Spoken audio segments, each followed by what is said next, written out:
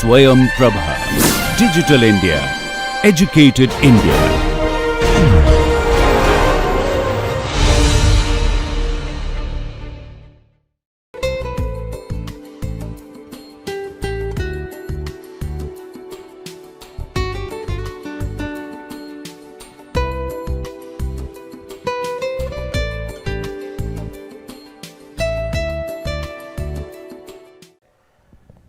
I welcome you in the lecture of technology transfer through strategic alliance and joint venture, and this is a sixth lecture of this particular series, and I am starting a new module called joint venture. So, in this lecture I will concentrate more on joint venture options, and we will discuss the different aspect of the joint venture in the subsequent lecture, and I will take you through more in depth understanding of the subject, not only the issues in the joint venture, but what are the matter you should consider while you are entering into a joint venture agreement. So, before I start discussing more about the joint venture, let me take you through some of the common terms which use interchangeably.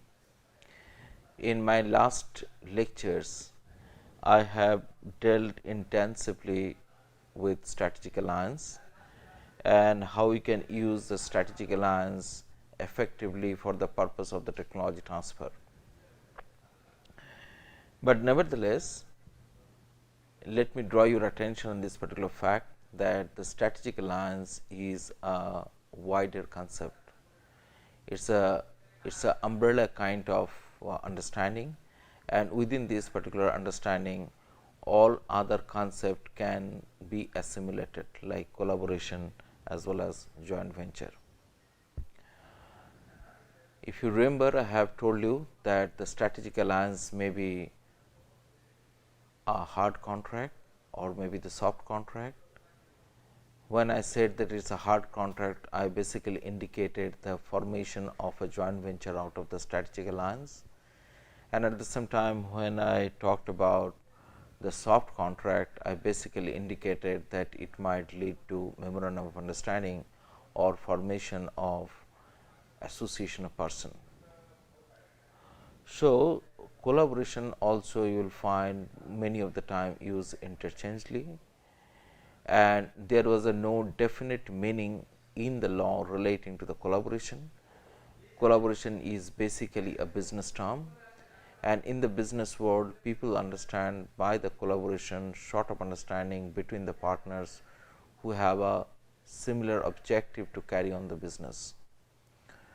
So, in many scenario you will find people to interchangeably use the collaboration and the joint venture.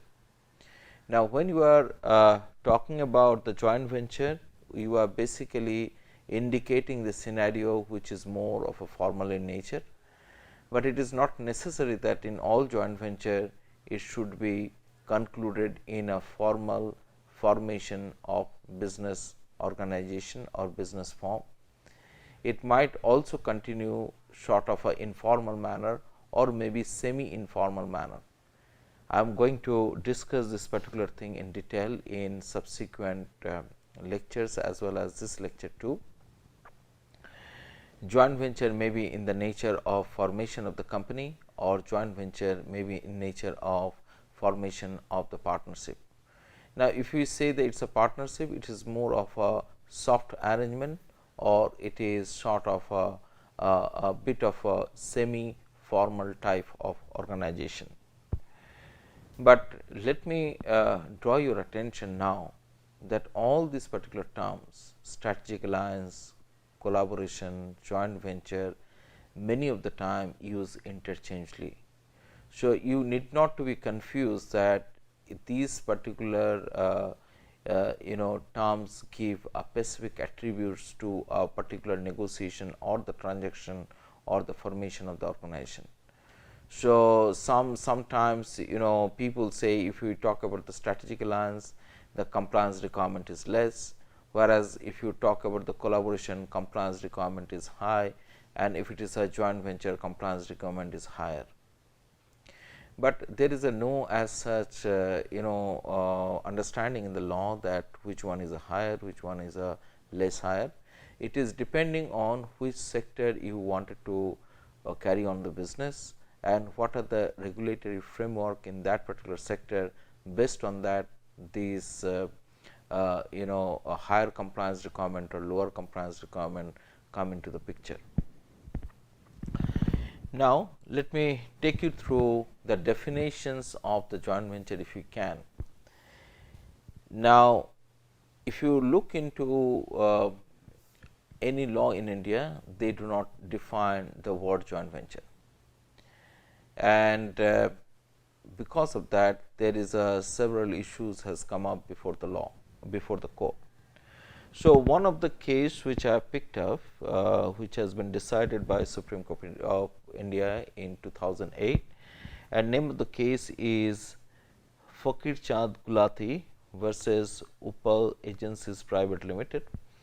And while defining the word joint venture, Supreme Court said that there should be some kind of interest, control of the interest, and sharing of the liability for the losses. So, until unless these two tests satisfied, then in that case we cannot say that that particular relationship is a joint venture. So, here somehow Supreme Court tried to formalize the understanding of the joint venture, which is a bit different than that of a strategic alliance as well as the collaboration too.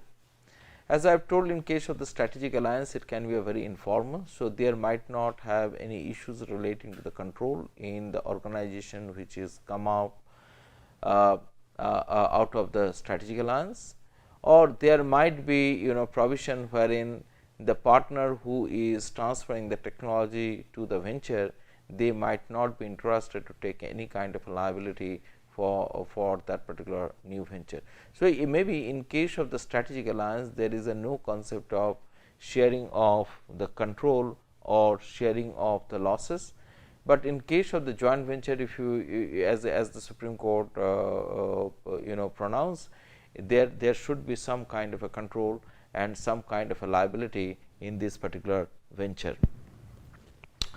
So, now let me take you to the next concept, what legal entity which basically develop out of the joint venture, and I have listed the three here. The first one is association of the person, then the partnership which is unincorporated or incorporated, and then I said the companies, and I have listed couple of them. It is a private limited company, public limited company, which is a listed and unlisted. Now, let me illustrate this organization little more or bit more. Now, when I talk about association of the person, I basically indicate those form of the organization which might be a formal in nature and established by the law, or maybe a simply understanding of a broader agreement between the two partners who are party to this particular joint venture. So, let me explain to this. So, association of the person may be a society. So, you might form a particular society to look after the business as a product of a joint venture, or even you might go for a formation of the cooperative as a product of the joint venture, or you can simply go ahead like association of the person. Here in the person means it is not a natural person, but it is also include the artificial persons like company, like societies, like cooperatives, like LLPs. So, herein we are talking about not only the natural person, but we are also talking about the artificial person. That means, in law some of the organizations which are getting a incorporation certificate, they are also known as a person in the eye of law. So, we are talking about this particular thing. So, when you are talking about the association of the person, it can be of a formal in nature, or it may be a quite informal in nature. Now, let me explain to you what is a society. Societies are generally registered under the Societies Act in India, and therein those people who wanted to promote a common objective, they can come together, contribute to the capital of the society, and they can promote that particular cause. Now, in generally in India, the society is incorporated as a non-profit making institutions.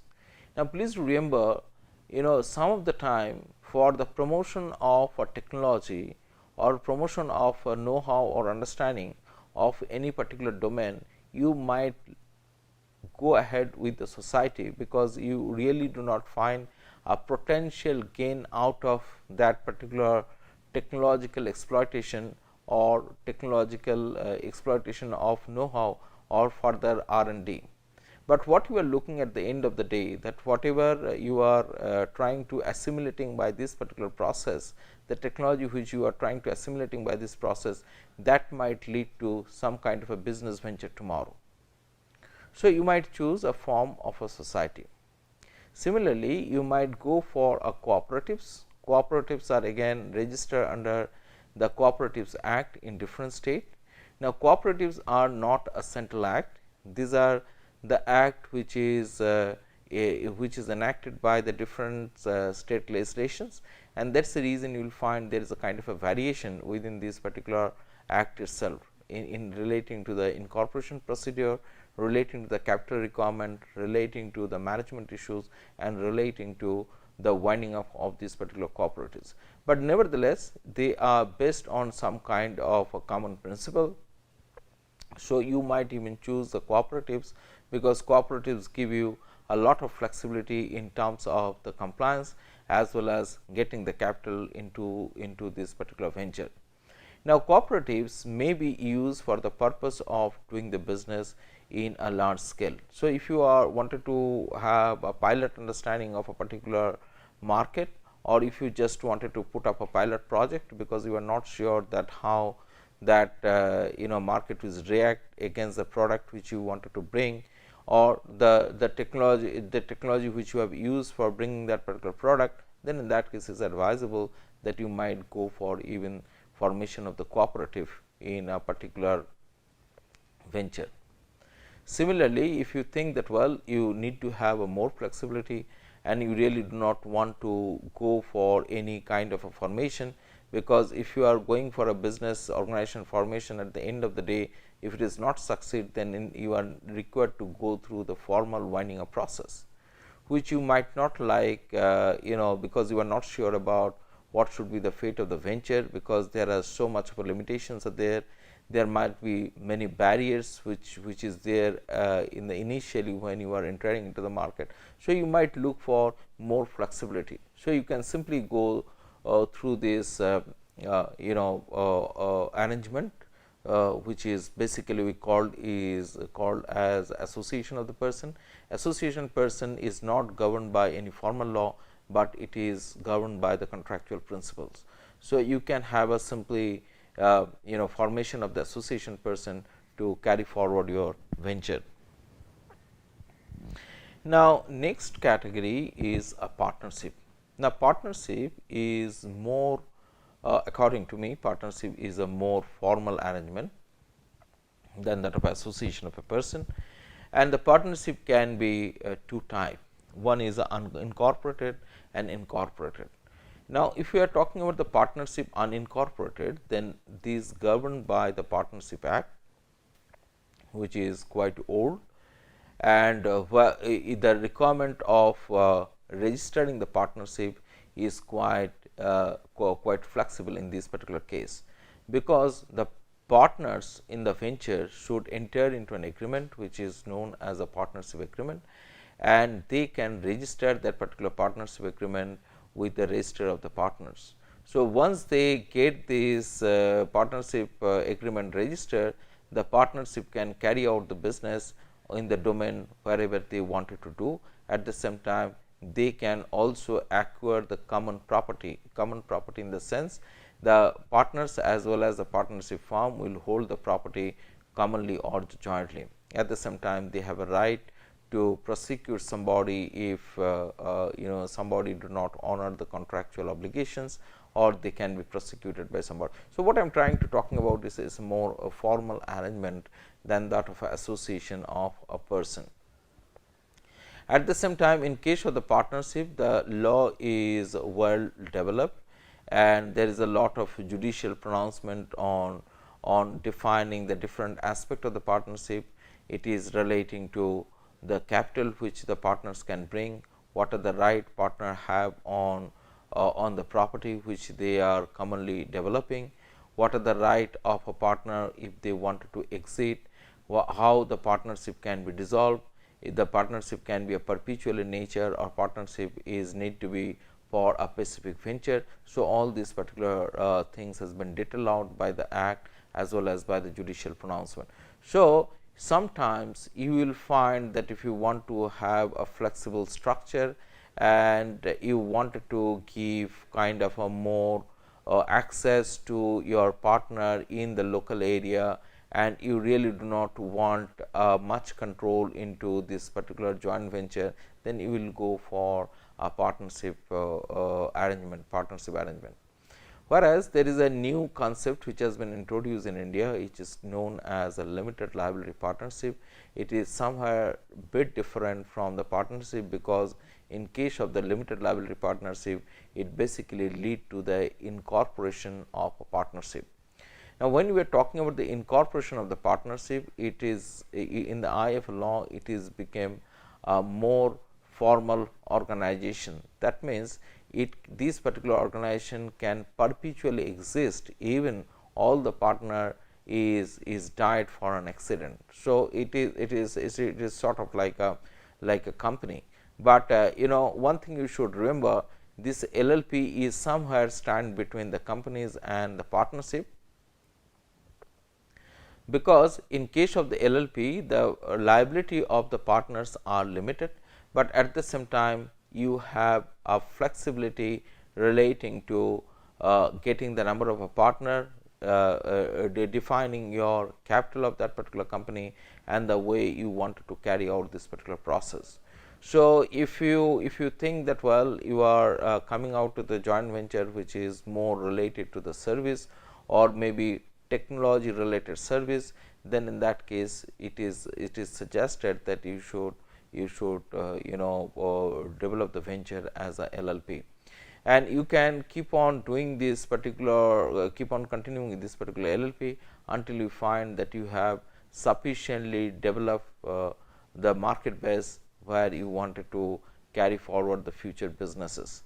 So, partnership LLP gives you a lot of flexibility for the venture to get incorporated and to continue in a future endeavor.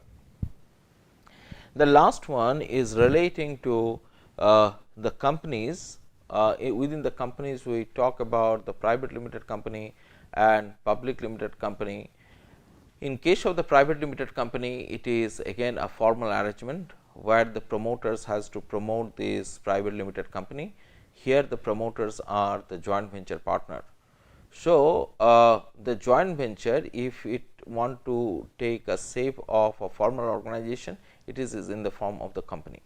Now, when I am talking about the private limited company, I do indicate that you are basically limiting the partners who can join into this particular partnership, because you are not allowed to make a public offer and to raise the money through the public subscription.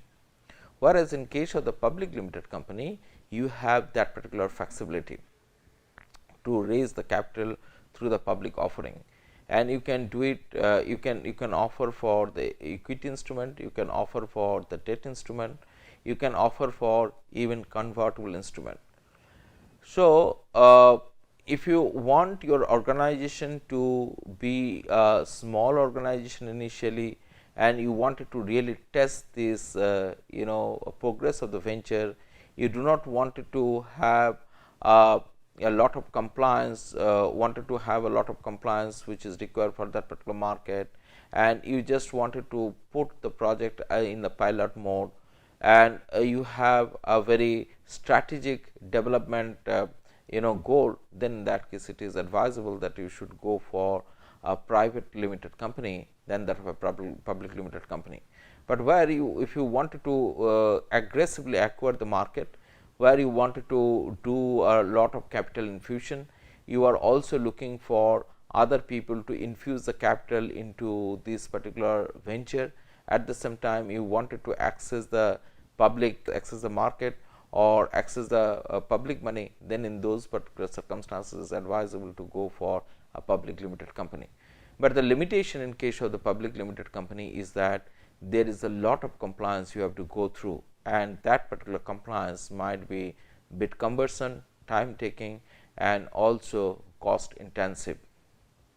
So, in these particular circumstances, you need to decide that which should be your joint venture vehicle or joint venture organizations which is suitable for you to pick up and to go ahead with executions of the venture which you have entered upon. So, I will suggest you that before you really take a decision about formation of a particular organization as the outcome of the joint venture, you should do the groundwork, you should do the related assessment of the regulatory compliance, you should do the due diligence in terms of finance, in terms of strategy, in terms of the resources, in terms of the human capital which is available into that particular market, and then you take a decision that what organization you should form for your joint venture. Thank you.